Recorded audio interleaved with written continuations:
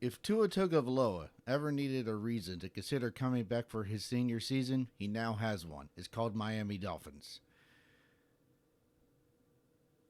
Last week's loss by Tennessee to Georgia State made FEMA look efficient. This week's loss to BYU made the Butch Davis era look like the golden age. I want to personally thank Coach Harbaugh for successfully mastering the art of overachieving in the press and underachieving on the field. As you watch as you watch Michigan play, you would think they're a Midwest team. As you watch the press, you would think they were supposed to win the national title. They are neither. All that and more on the other side of the intro. AI Sports presents Let's Talk Football, with John Behrens and Josh Perkins. Check out AISportsNetwork.com.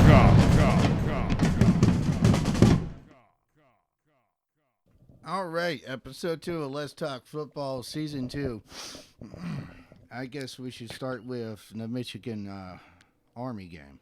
Yeah, and this wasn't Army's first time taking a powerhouse team into overtime. I mean, they did it to Oklahoma last season, taking Kyler Murray and the Sooners into overtime. And when I saw this matchup, and I wasn't surprised that it was close, to be honest. We knew how resilient and how gritty this Army team was. And, I mean, Army, their main attack is the rushing attack, the triple option. But, I mean, we've seen how deadly the triple option is, and we've seen how aggressive that defense is. So, I mean, West Point could be a problem to anybody they play. Yeah. Except for, this is Michigan that is held to be like supposed to be the what's their division name? The West? No.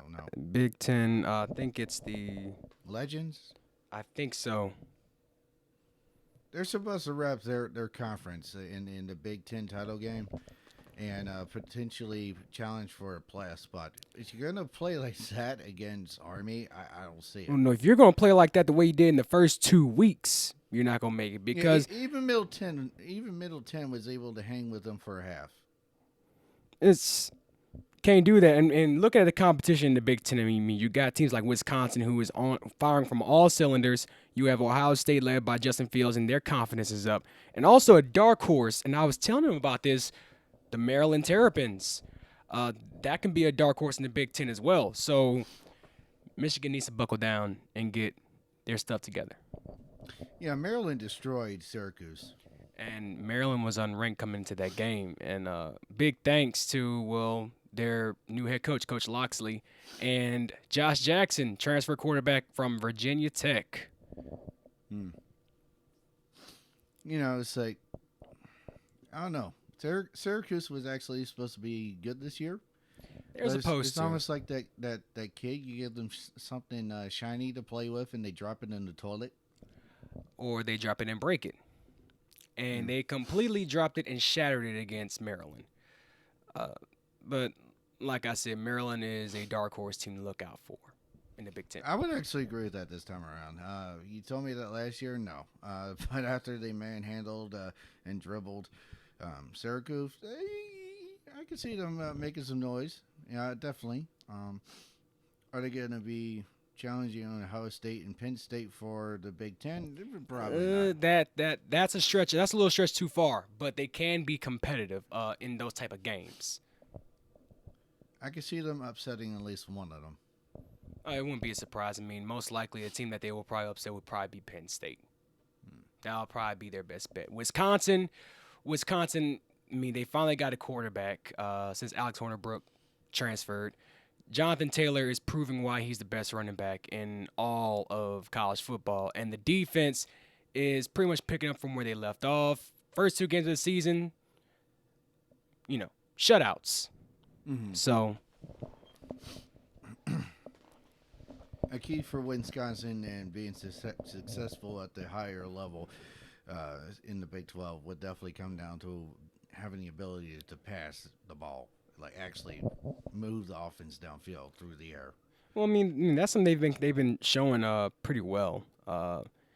Like they pretty much made quick work of Central Michigan, 61-0. I mean, and their brand new quarterback, his name is Jack Cohn. I mean, already through 2 games, 564 passing yards, 5 touchdowns, no interceptions. So. It seemed like over there in Stanford are having some trouble taking a step back, certainly after losing big time to USC. And it was battle of the backups. Okay, battle of the backups. I mean, Costello and Daniels were both out because of injury. Okay. And, I mean, USC's quarterback, Keaton Slovis, was 28 of 33, 377 yards, and also 3 touchdowns. So, to say this was his first start, he did a pretty good job against a very tough Stanford team. Yeah, well, it was another quiet week, in my opinion, for the top 25. You really haven't gotten to those major matchups that we expect to get to towards the middle and the end of the season. So, not a whole lot else to talk about as far as the top 25 goes. Anything else stand out to you as far as top 25 goes, or was there a game that you thought were particularly intriguing? Another weekend where you're supposed to blow out the opponent you're playing for most schools. Well, there wasn't a whole lot of things that stood out to me in the top 25. Quite frankly, like you said, it was another quiet weekend where teams were still trying to build their confidence up. But one thing that did stand out to me was a Pac-12 matchup.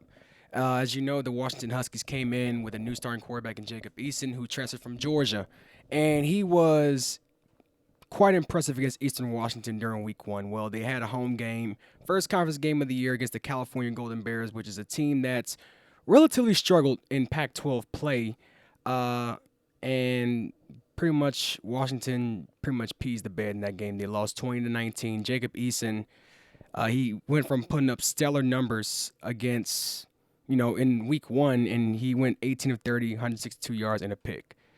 And this Washington offense, I mean, they struggle putting points on the board. I mean, you only put 19 points against a team that struggles in conference play. I mean, Washington got to do better. Nebraska falling in overtime to Colorado. Okay, yeah. I forgot about that game. And Nebraska's another team that's hyped up to be a competitor for the Big 12, for the Big 10. And then they head to Colorado and lose to the Buffaloes. We can see if the Buffaloes can actually maintain momentum throughout the season. As we all know, the Buffaloes started the season off undefeated. And I think it was their loss to USC to where they just started plummeting last year. Yeah, and we had yet another weekend where the Seminoles struggled to defeat an inferior opponent. And this time it was UL Monroe. Okay. What's going on over there in Tallahassee?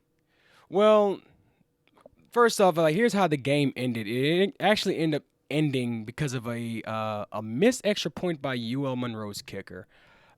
Which is one of the worst ways you can lose. I can go back to when the Saints were in position for a playoff spot, and they had scored a touchdown to try and tie it up, and John Carney missed the extra point.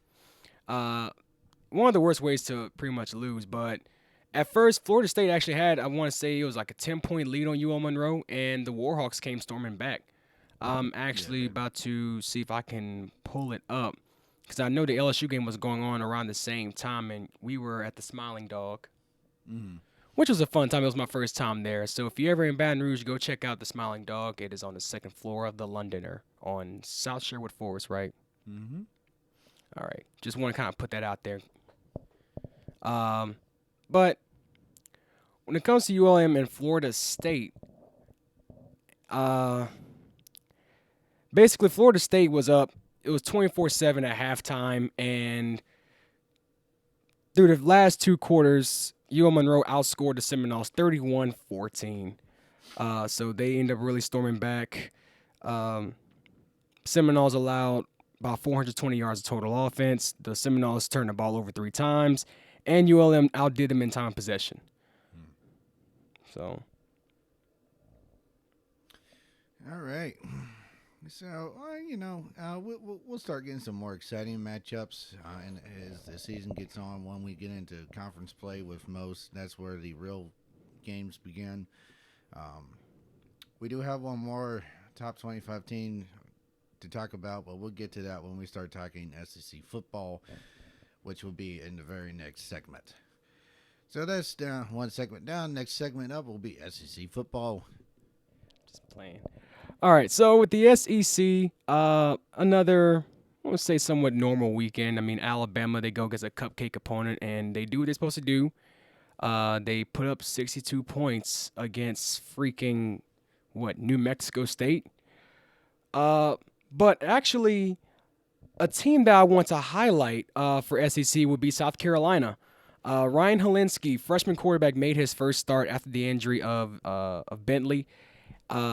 He's the younger brother of Tyler Helinski, former quarterback from Washington State who died last year from suicide.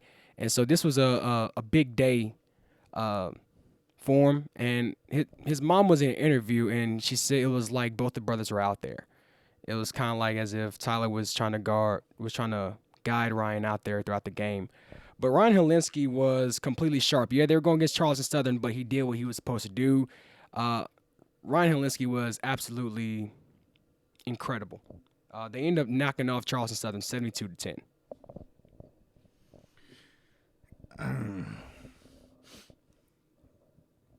So I was watching the highlights for the Ole Miss Arkansas game. SEC pillow fight. Not very impressed. At all. No, I really can't say. Arkansas looked really bad. They really did. One of their scores came on a pick six where the returner should have been tackled at least 3 times. And I don't know, but it's like neither teams look really particularly good.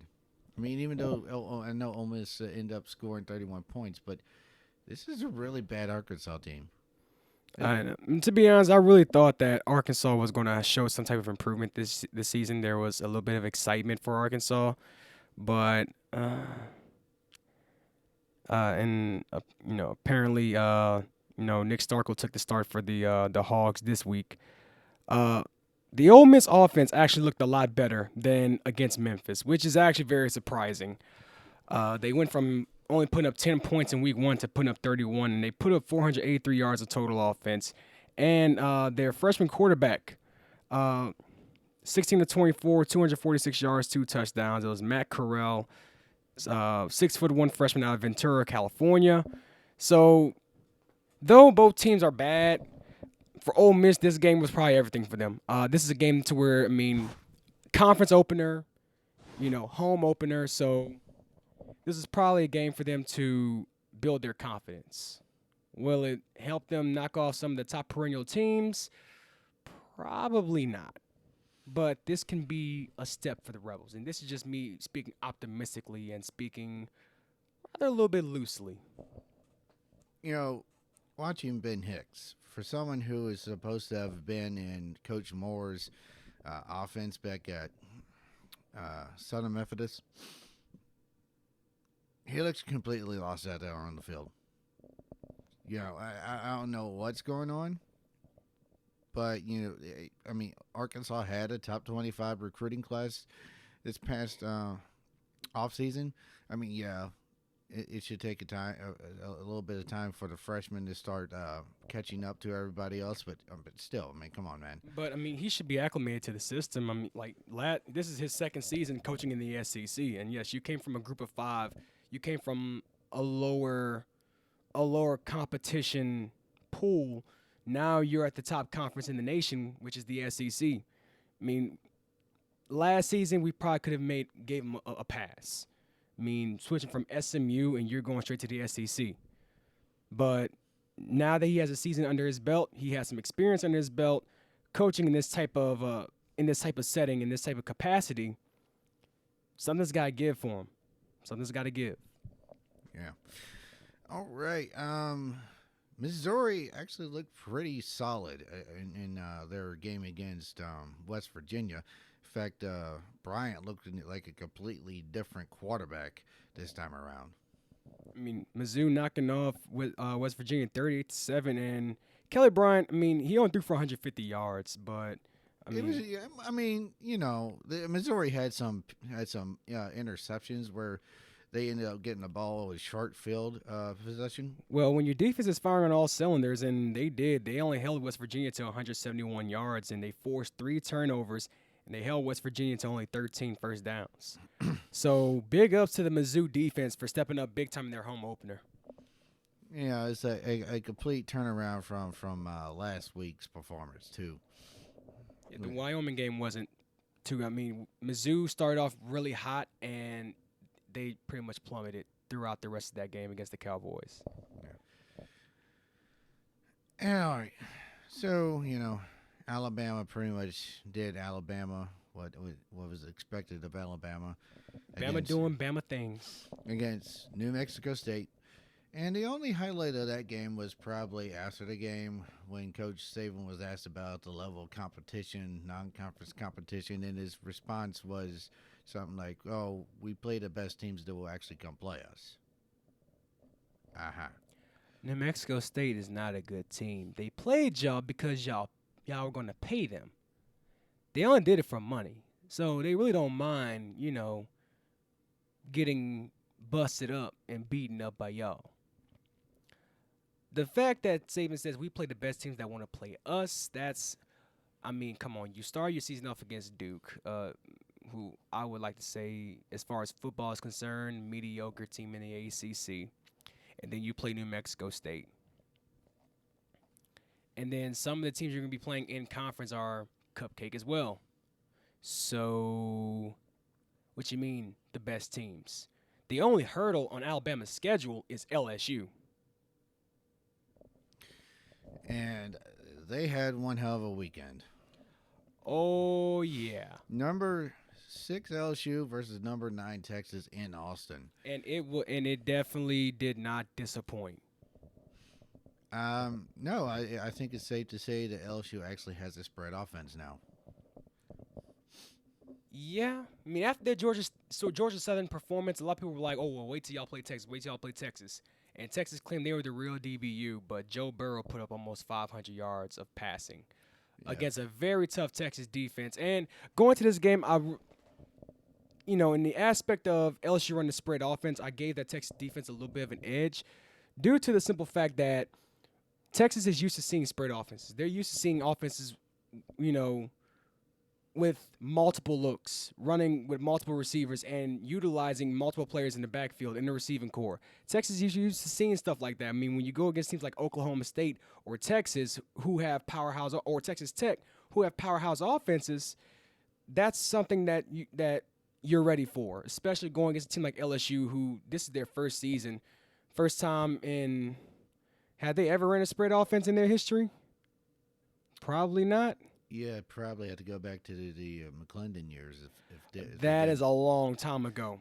Yeah. But from a team like LSU, who's pretty much experimenting with the spread again for the first time in a long time, if they ever did it in the past, I really thought that this Texas defense was going to be, pretty much on their P's and Q's.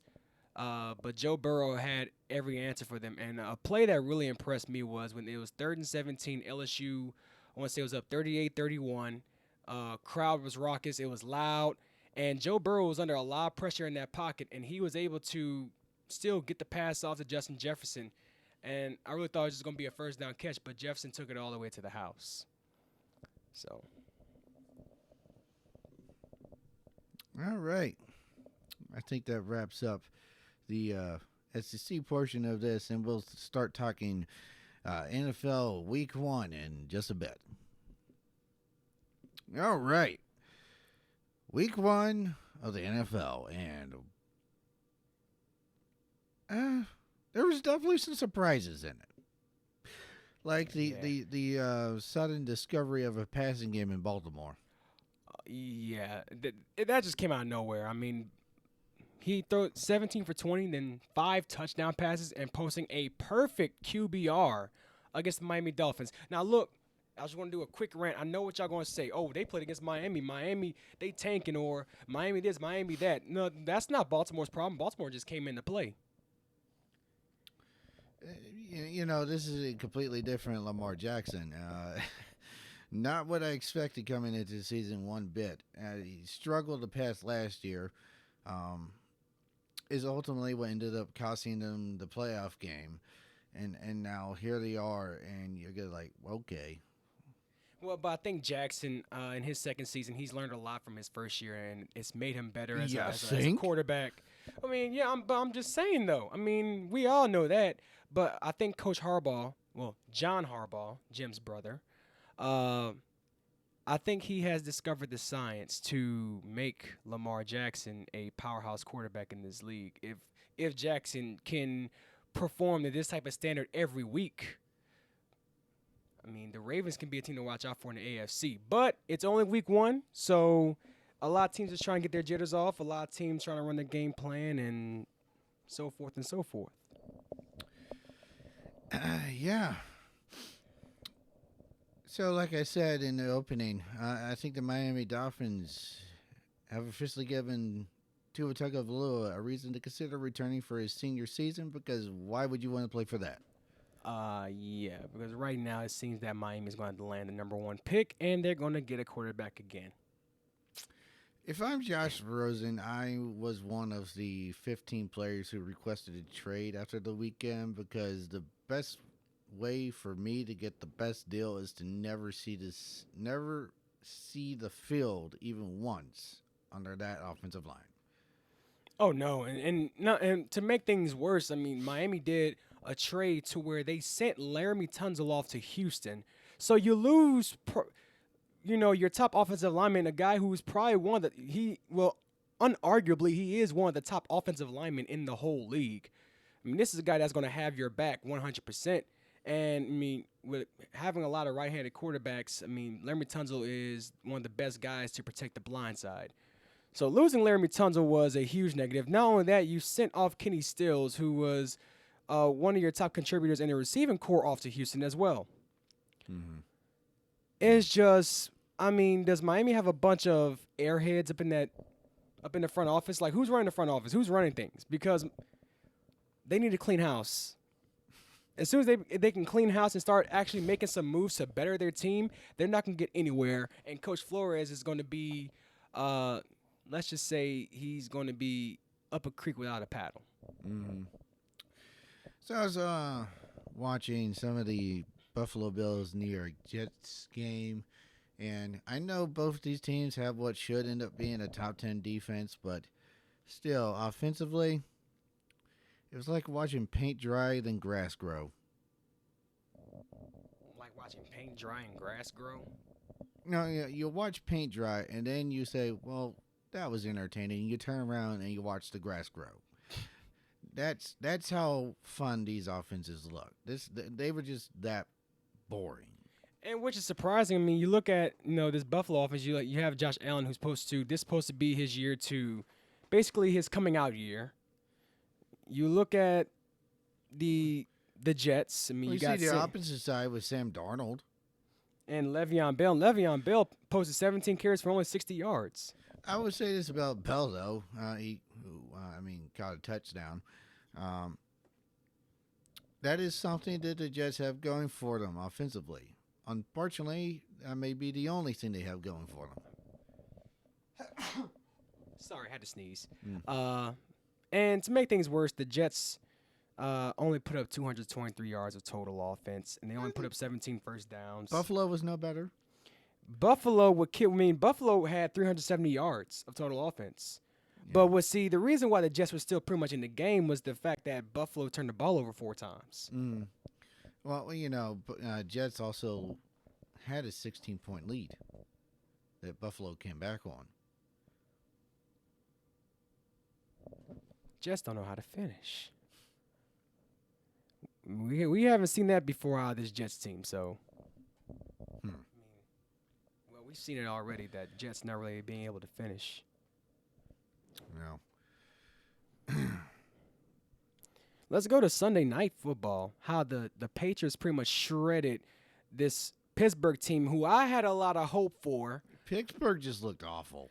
And Brady looked good, but Pittsburgh also looked awful. They looked terrible. this was supposed to be a more focused team without having Le'Veon Bell and Antonio Brown, who are two big divas.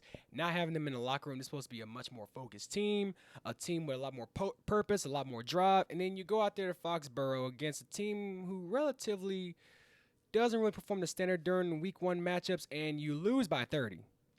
Not a good start, Pittsburgh.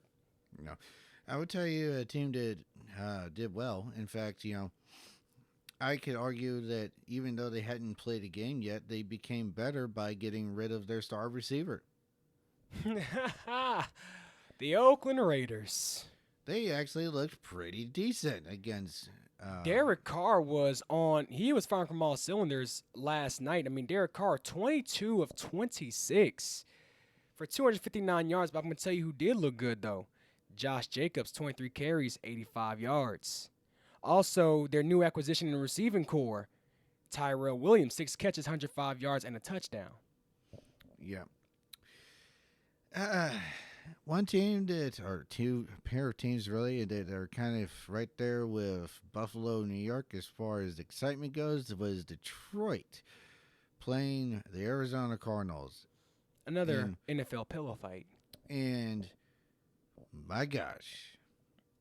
How you end in a tie? And it wasn't just like ending in a tie. It was just like it almost ended in a tie because it had to. Like these teams are just that pathetic. Now, to give credit where credit is due, Arizona does have some young, talented players that look like they have a potential good future here in the NFL. The problem for those players is they play for the Cardinals. And might want to start looking towards that second contract elsewhere. Oh, I don't really know what Detroit and Arizona are really doing. Detroit, for most of the night, looked like the better team. But to call Detroit the better team than the Cardinals is like saying light beige is less bland than white. You just threw enough dirt in there to make it a little bit darker. That's all. Now, I'm about to enforce the power of positivity and focus on a little bit of positives. Let's go on Detroit's side of the ball. Let's look at Matthew Stafford. 27 for 45, 385 yards, 3 touchdowns. And also their new tight end, T.J. Hawkinson, 6 catches, 131 yards, and a touchdown. Kyler Murray didn't do too bad. Hawkinson did look pretty good. He was impressive, I must say. This very well, if he keeps this up, he very well may become the third NFL legend to retire in the middle of their prime. Nah, don't wish that on Detroit. I know you may not care about him, but don't wish that on him. Let's go to Arizona's side, shall we? Kyler Murray didn't do too bad. His completion percentage was just a little bit over 50%, going 29-54, 308 yards, 2 touchdowns, and a pick. Larry Fitzgerald, of course, Fitz being Fitz, 8 catches, 113 yards, and a touchdown. So there are some positives that both teams can build upon going forward in the season. Well, I'm not saying I got a lot of hope for them, but I'm just saying these are some things that they can build upon. Yeah, okay. Well, I could say both teams could positively go forward without false hopes of a playoff appearance. You just want to trash these guys. Okay, you're Nate and Tree Part 2. I'm just saying. I was not impressed with either team. I mean, yeah, the Cardinals came back. Kyler Murray led the comeback against Detroit. Woohoo. Do that against, the Cowboys or the Patriots or the Saints. What was it you told me? It'll be funny if one of these teams went 0-16. Yeah. We don't know what to do with you. You didn't lose a game, but then again, you ain't win one. You tied everything. So that means you ruined everything. And so no playoffs for you. Yeah, I would be surprised if one of these teams became the history's first 0-0-16 team. I don't think that's ever going to happen. That is like highly impossible. Like the chances of that happening are about as slim as me. Like this, I probably have a better chance of dating Beyonce than an NFL team going 0-16. Hmm. Oh. Well, that's some pretty high odds. Very actually. I'm actually going to agree with you on that one. Yeah, I mean, Giants won the Super Bowl twice with Eli Manning against the Patriots, so an 16 teams possible. Possible, but highly unlikely. You can't get more unlikely than catching the football with your helmet. David Tyree.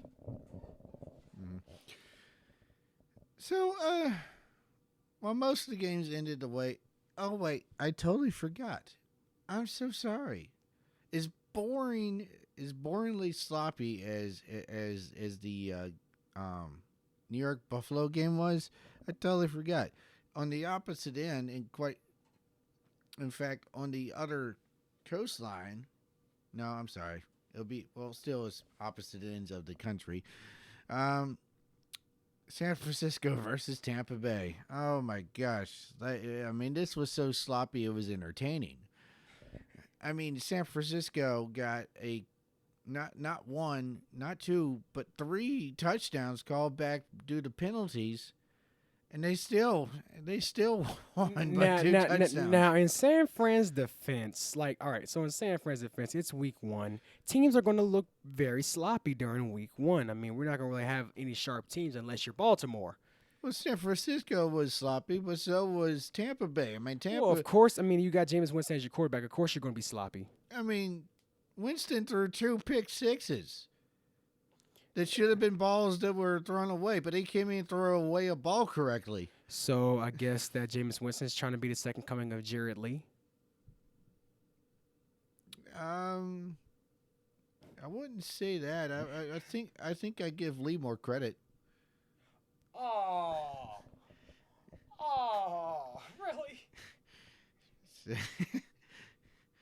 I mean, that performance was awful. I mean, both teams.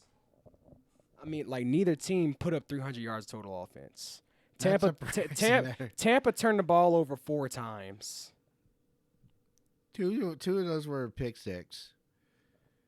That shouldn't have been anywhere near catchable. And one of them was by Richard Sherman, somebody who San Fran's been waiting to kind of energize that defense. Yeah. It's I still laugh at the fact that Richard Sherman is playing in San Francisco. Yeah, he has to see Seattle twice a year. But Tampa Bay, they're going to have to lick their wounds and regroup quick, fast, and hurry because this Thursday they're going against the Carolina Panthers. So they're going to have to both Tampa and Carolina are going to have to try and find a way to bounce back. Carolina, they were actually a lot more impressive. They lost to LA, but they were not too bad. And I was watching some of the Seattle Cincinnati game. That was in Seattle. And I gotta say, I was a little bit more impressed with this game. I mean, I had to say, watching the Bengals play, they actually got to Wilson 3 times, which was impressive in and of itself. And no surprise. But I saw a team that showed some flashes, a little bit of the flashes of the team that made the playoffs 5 years in a row. Fortunately enough for Seattle, that playoff team also includes losing close games to good teams. So, can we talk about how the hype of the Cleveland Browns looked really void in week 1? How in the world you have probably the most stacked team in the league? You got Baker Mayfield, you have Nick Chubb, you have Jarvis Landry, you have Odell Beckham, you have David Njoku, you have Olivier Vernon, you have Greedy Williams, you have Denzel Ward, you have freaking Myles Garrett. How in the world you lose to the Tennessee Titans in your home opener by 30 after only being down by 9 entering the fourth quarter? may I add. Mm. And you give up 3 touchdowns against the Tennessee Titans, and you let them hang 43 points on y'all, and you let them beat y'all by 30. Browns, can y'all answer this question? How the hell y'all let that happen to y'all? And me and John over here in Baton Rouge, Louisiana, just gassing y'all up every chance we had because we were so impressed at how stacked John Dorsey made your team. And you go out there and you just lay a bunch of, you know what? I'm not going to even say it, family friendly. But you go out there and you just disappoint everybody. I just want to know how you do that. That's not how you start a season off, Cleveland, especially after a lot of hype. Well, I'm sorry, John. I just had to get that off my chest. yeah, I know. Well, it's like Cleveland clearly bought into its own hype a bit too much, to the point where they had their heads so far up their own, you know what, that they probably serve as their own butt fumble.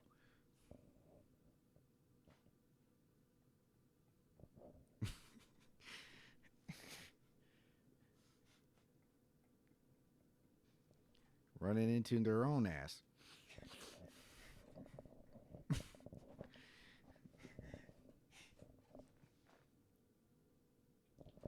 Okay, let me catch myself.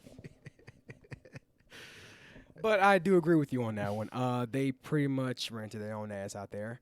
I don't know which one was worse. Mark Sanchez literally running into his own offensive lineman's butt, or Cleveland just running into their very own this past Sunday. I'm not sure, but I did watch Winston get sacked by his own lineman. That just shows how you pretty much let the defensive lineman just manhandle you into your own quarterback. Mm-hmm. It was actually pretty funny. I never even let that happen. And you see the size I am now? This is the size I was back when I was in high school. Maybe just a tad bit bigger. And I was going up against a lot of bigger defensive linemen. And I mean, they were a lot bigger and stronger than me. I mean, there are times where I wasn't able to move them, but I was able to stone them at the line. So, yeah. Oh. All I know is you never got offered for a reason. You know what? How about I shove my foot up your ass? How about that? I'm really about to shove this mic straight down his damn throat. Keep on, you hear? Would y'all like to call like 911 or something? Because you know what? Well, I am who I am. yeah. You can insult me, but I am who I am, John. And you am sitting next to me.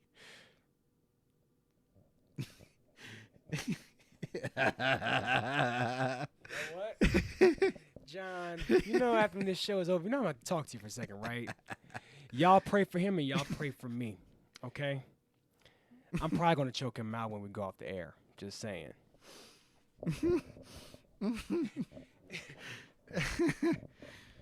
Okay.